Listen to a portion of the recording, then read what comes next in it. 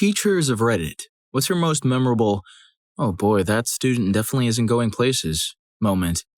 I'm late to the thread, but I have a winner. The class was an applied math course for high schoolers, and we held a paper airplane design contest.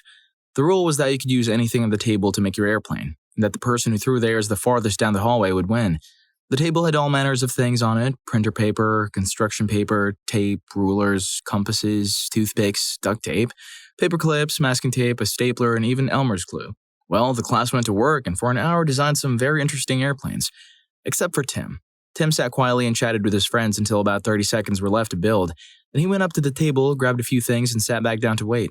When it came time to throw, it turned out that his airplane was a piece of paper wrapped around the stapler. While the lighter and more complex planes drifted to the side and landed earlier or hit the hallway walls, Tim's plane slammed straight into the door on the other end of the hall with a satisfying clunk. Tim's ridiculous creation beat everyone else out and won the contest easily, while technically obeying the rules of competition. I hope that guy ends up working for NASA. My other favorite student was a kid who ate a glue stick for $5. I figured it was edible because it said non-toxic. Technically correct, but so wrong. He had to go home due to the uncontrollable vomiting. I'm not sure if he was ever paid the $5. My third favorite was a middle schooler whose mom was dissed by another student in class. His reaction, not having any decent weapons on him, was to rip out the 3-ring part of a 3-ring binder and use the prongs to attack the other student's forearm. Unfortunately, that kid isn't going anywhere but juvie unless he can get help with his anger issues. Too bad, because it was an ingenious improvised weapon, and he could probably use that creativity some other way. MacGyver would have been proud of the first kid. The second kid, maybe someone would discover him for the next John Wick movie. Story 2. This isn't really the kid's fault, more the parents', but my sister teaches in Hong Kong, generally 3 to 4-year-olds, and she has this one kid called Enzo, if I remember right, kept acting out, completely ignoring my sister and her TA while they spoke to him, and doing badly in the classwork they're given. He also didn't speak, at all, tended to play by himself, so my sister called his parents in to discuss it, voiced her concerns that there might be behavioral problems, maybe something deeper seated. His parents then confided in her that it's probably not that, or that the kid didn't speak a lick of English or Cantonese, i.e. the 2 languages used in the school, in most of Hong Kong. They were both relatively affluent Italians, so they'd raised the kid speaking Italian and lied that he spoke English fluently so he could get admitted into the school, as it was a requirement that they have a basic understanding. IIRC. My sister raised her concern with the principal after she had the meeting, and they responded to just moving the kid to another class. She said she still sees him sitting alone during lunch breaks. I really feel bad for the kid, though. He's only young, and he's pretty much been alienated, and won't learn properly because his parents are so dead set on shoving him into the most expensive school, assuming he'll learn well. Meanwhile, I myself was an ex-scout leader, Cubs. I had a similar problem with one of the kids in my group. He had recently moved to my country from France, and he had enrolled with our scouts group shortly after. Kid kept acting up, refused to join in games, would suddenly get really quiet and wander off, etc. We tried speaking to him in both my native language and English. We were a fairly international bunch, and a lot of the kids spoke English as a second language. Also, this particular kid's mom spoke English quite well, so we expected similar from her son. Nothing seemed to work. We ended up calling in the parents for a talk since we were worried, and this is where we found out that number 1, this kid had anxiety issues in groups, number 2, only spoke French, and number 3, was enrolled in a French school where they didn't teach English or NL, and of course they spoke solely in French at home. It was ridiculous. Apparently the parents, of which, bonus, only Mammon spoke anything other than French, had hoped that by thrusting him into our group without saying anything about the aforementioned issues, he'd pick up the language more quickly by necessity. We ended up solving most of the problem by making me his main communicator, since I was the only one who could so much as order a sandwich in French, and letting him watch the games first before we let him join in, so he would understand our explanations of the game better. Turns out that he was a smart kid, and together with some help from the other kids, the only time they banded together to wreak anything other than utter havoc, he ended up learning words and phrases in English and NL quite quickly. His favorite phrase, "He cheated!" Story 3. Been a history teacher for 3 months and was teaching about the middle colonies and how it was the breadbasket of America. The next day as a warm-up asked what the breadbasket is. She rose her hand and without her even skipping a beat starts going off about how I'm so dumb because it's called the chicken basket where you get your tenders 2 sides and it also comes with bread, but that isn't what it's called. This poor girl has a lot more stories. This one is the one that stands out to me the most. Other stories include wondering how Obama was the first black president because she thought Abraham Lincoln was black. Her reasoning behind it was that he was really tall. Granted, she's also black, yeah.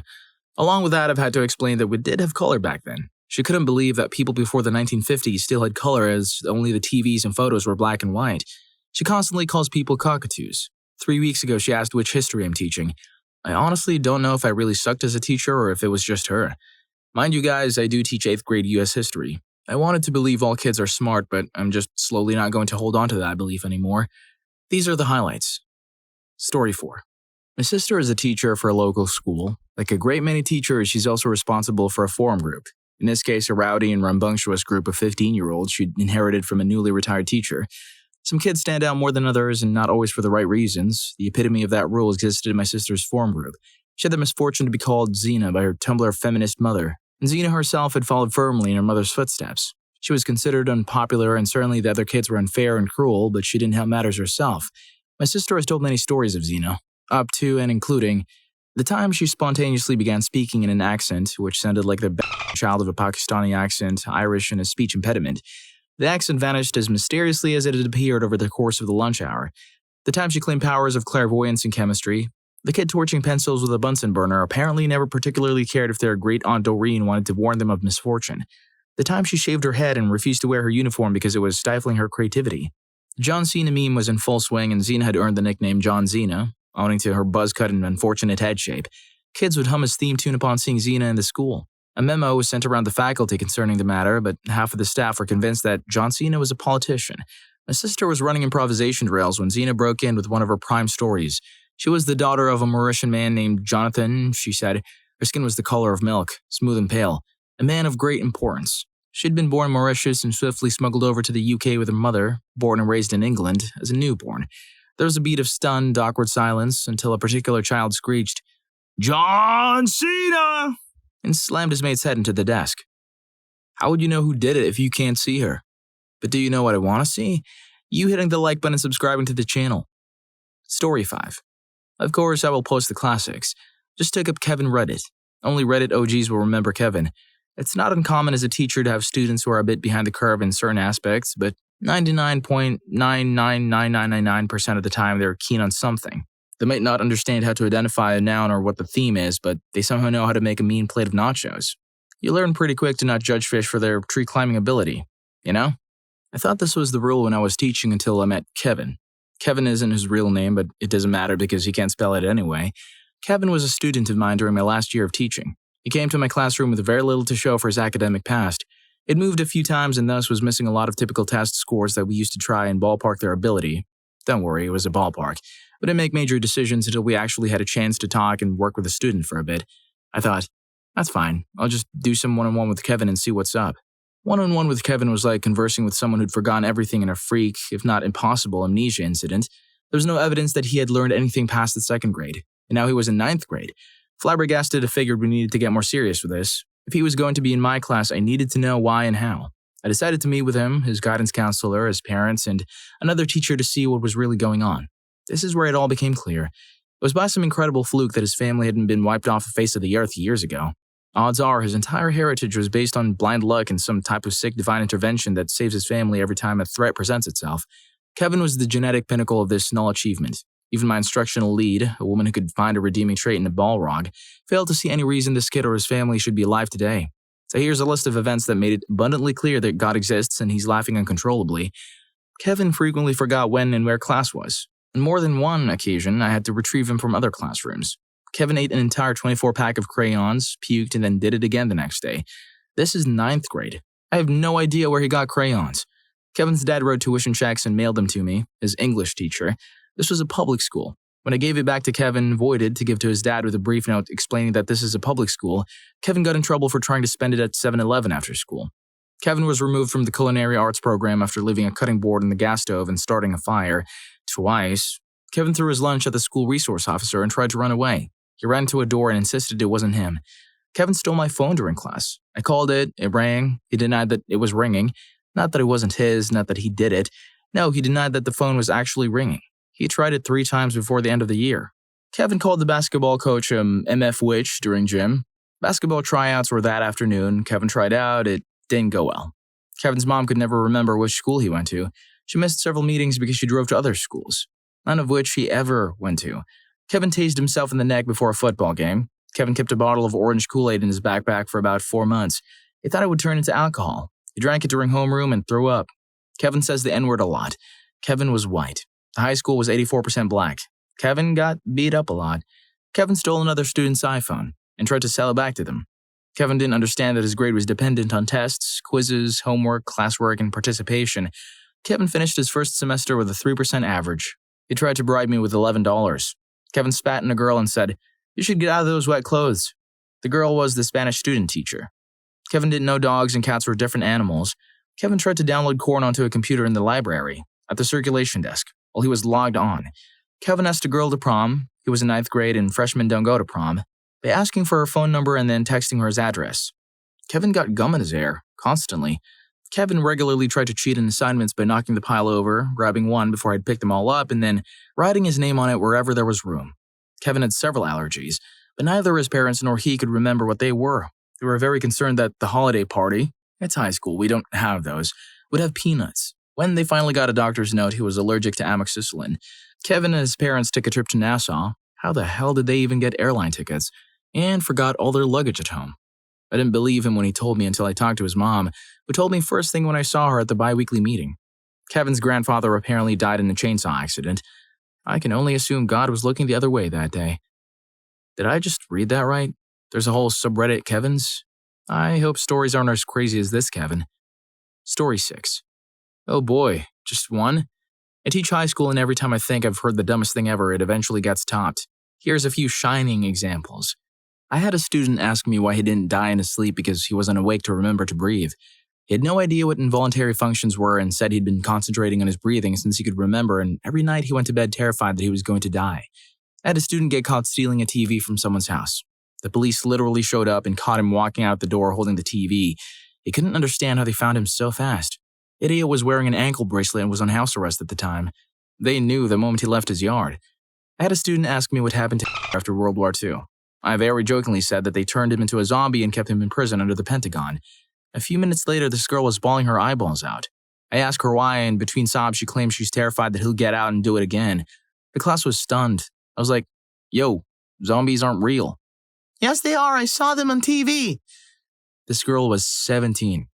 I had a girl proudly announce one day that her mama told her when she was little that she'd have big memories if she ate chicken, so she ate chicken every day even though she didn't like it, but boy did it work. A young gentleman behind her calmly asked what would happen if she had eaten fish. I was teaching The Black Cat by Edgar Allan Poe, and I was explaining that the name of the cat, Pluto, comes from the Roman name from the Greek god Hades. I went through our planets and told them what god each was named after and why. When I got done, this one kid accusingly announced to the class, "That's in Genesis. If you people read your Bible, you'd know this." Literally every time I teach Greek mythology as a prelude to Oedipus, there's at least one kid, even in the honors classes, who asks me if this is real. I'll also include things outside the realm of merely stupid and in the realm of holy crap, that's sad. I had a student that thought that our desks didn't rot because they were made out of wood and engaged in photosynthesis. He refused to believe that photosynthesis occurred in the leaves because his science teacher told him trees did it and he flat out just wouldn't believe the truth. Best part is that the desks were heavy plastic. I had a student who was not allowed to walk the halls by herself. She had to be escorted by a staff member at all times between classes because she'd slip into the bathroom and start getting nasty with people. Just anyone. I had another student pour an entire bottle of pills into a container of frosting and start chowing down on it in an attempt to end herself. Luckily, I realized what she was doing and was able to get medical attention. She did not die. I had a kid pull out a fifth of booze in a corn mag in class. He was sent to the principal's office. He told the principal that we could keep the booze but needed that mag back for later. Put honors kids into groups of 4, one group had 5 kids. The assignment involved picking a character in the story we read and writing a letter to another group member as their character. This kid in the group of 5 stood me down that in a group of 5, there was no way for everyone to write a different person. I calmly said, "Just pass left." He said, "That'll work for the first, but what about the response?" Me, "Pass right when you're done." For some reason, he couldn't grasp this concept that passing right sends the reply back to the proper person you got the original letter. I wasted 5 minutes with his classmates yelling at him before I made them physically pass things left and then right before he blushed with embarrassment and understood. That's enough for now. I have more. Always so many more. Story 7. Not a teacher, but my high school class had a few people like this. I, of course, will not use their real names. Number 1, Chad had a grade F average in every class, was one of my class's biggest bullies, and was one of the most generally hated people in the whole school. He was constantly in substances when in class, either on ice or grass. The thing that really did it was when I overheard him and a couple of his friends talking while they smoked in the bathroom. His plan was to take 2 extra suitcases with him on a trip to Mexico and stuff them with cheap steroids from various dealers in Mexico. He claimed that the border guards never check stuff from white people. While this point can be argued, it is neither here nor there. Chad would be flying to Mexico. TSA would probably be curious why there are 2 suitcases filled with just pill bottles, not to mention going through customs with that. Number 2, Brad was a general idiot. My favorite quote from him was when he asked his friend, "Which are the uppers and which are the downers?" When the friend didn't know, Brad said, "Whatever," and took the whole handful. Physical science was an interesting class. I had both him and his friends as partners. I also had Brad in my English class. Our big project of the year was to make a model of something from the Elizabeth era and write a paper on it. Being the only non-user that would talk to him, I was forced to be his partner. I made an amazing model of a Spanish Armada galleon and wrote a great paper of all their victories up until the English defeated them. I say I did all that because he just sat there drooling due to the substances. Now, I didn't tell my teacher this. I'd rather just present what we did and get it over with. She was not about that. Brad and I got in front of the class. She gets up, pulls the outline of my hand, tells me to sit, and tells Brad to give the presentation. You have not lived until you see a guy on 4-downers try to make a presentation on naval warfare. I did feel bad, though. He deserved the F, but not the public humiliation. I didn't learn from it, though. Something like this happened in every class I had him in up until late senior year. Number 3. Danny was about as dumb as they come. I never really had many conversations there, but one event stands out. It was my class's senior year. They released the rankings and Danny was 150 out of 150. Now, she took this as she was top of the class. She went around and showed anyone that would listen. The worst part of this is she has no learning disabilities or anything from holding her back. I, myself, have a few and got to know everyone in my grade that has them as well. She was not one of those people. Someone finally had the nerve to tell her she was last in the class. I don't know the logic going through her head. She had a 1.5 GPA. They were being nice to let her graduate as you require 2.0 to graduate. I think she thought the rest of us were dumber than her. I did hear from her friends that she had a superiority complex, so maybe that is why. Number 4. Ian was my friend. He sort of just stuck to my group and never went away. He thought we were all under him and we all thought he was dumb. Classic high school crap. The past 3 I mentioned were bad, but Ian may be the worst. Wasted potential should be his middle name. He has the intelligence of someone that could make a 3.5 at the worst if he tried. He never tried. I don't mean guessing on tests or not studying. He would just skip class because he hated tests. The teachers would always try and let him make up the test, but he never did. He would always complain about how stupid school was and how he doesn't need it because he will study quantum physics in college. He dropped out of college his freshman year because he was not going to pay to be taught by people who are stupider than me. He graduated high school with a 1.7.